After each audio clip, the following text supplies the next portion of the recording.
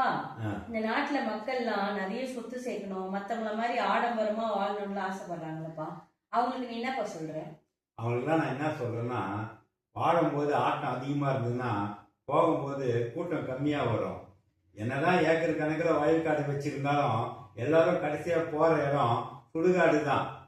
என்னதான் நகை பணம் பேங்க் பேலன்ஸு காரு பங்களா எல்லாம் வச்சிருந்தாலும் கடைசியில நமக்கு அருணாக்குடி கூட சொந்தம் இல்லை, அறுத்து எடுத்துடுவாங்க.